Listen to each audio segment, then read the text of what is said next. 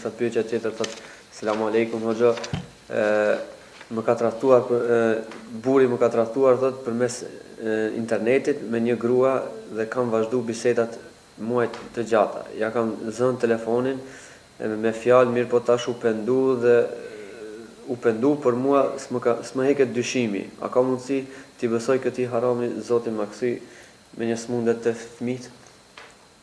Do të thonë është kuptimi haramin e burrit me u kthy sëmundja të fëmijët. Shqo, këto kur ndodhin mosmarrveshjet mes burrit dhe gruas, ndodhin mes lëshimeve të cilat i ban njëra palë, ose burri ose gruaja.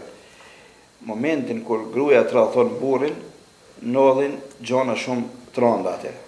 Ose mundet me bën gruan talak, ose mundet me vra gruan, ose mundet me vra personin i cili ka pas për shembull kontakt me gruan e tij, nga se është një turp të cilin s'mundet me bajt njeriu.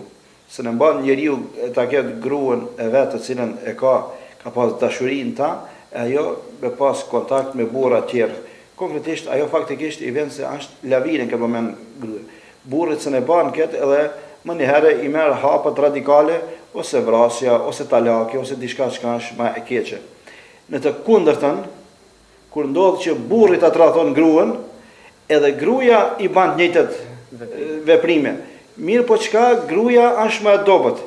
Gruaja s'e ban talak burrin, gruaja s'e vret burrin, gruaja s'e mbyt burrin, gruaja s'e rrehat që thon gruaja apo diçka më ndodh asaj, edhe çka bën në këtë moment e nin ajo atë mërzien e vet, edhe mërzien e vet, në shpirtin e vet, në trupin e vet, në vezvesën e vet, gjithmonë i hin ajo, edhe faktikisht këto momente i sjellin gruas, çka i sjellin? I sjellin sëmundje gruas.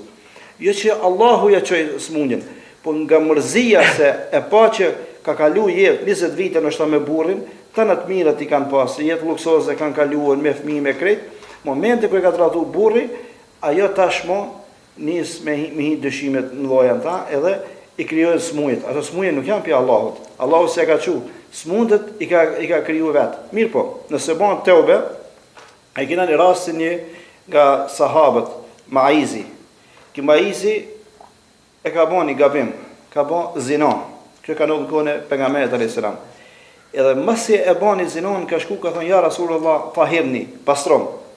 Dhe thot, i martumi kur të bëhen zinon, duhet futet me një grop, të jesë vetëm koka jashtë, edhe të gurzohet, me gurë derisa të mbitet, nga mëkatet të cilin e ka ban. Ka thonë, tahirni, ka thonë, e bike gjënun, a mos e trenu, mos e mu bëdal, jo, thot, ja Rasulullah, e ka ban këtë mëkat.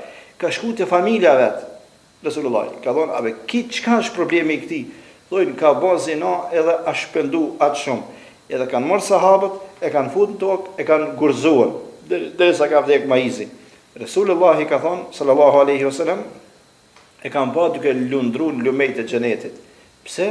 Për teubën sinqert të cilën e ka ba. Edhe nëse ka ba burri teube, atëherë gruaja duhet t'ja fale ata. T'ja fale se ka mundën me ba, normal se ina insan, shejtani e mashtron njeriu, edhe duhet t'ja fale atane, nëse ka ba teube të sinqert, edhe duhet me largu vezvesën, se për shkaku e asaj, sëmundja Allahu nuk i qonë për ata. Për dhe nëse ka dhe një sëmundjaj, ajo pasrim i mëkateve, amo këto në gruaja nuk ka kur një qëfe faj këtë sëmundjen vetë e sjell njeriu nga mërzia e tepërt. Allah shpërbleft.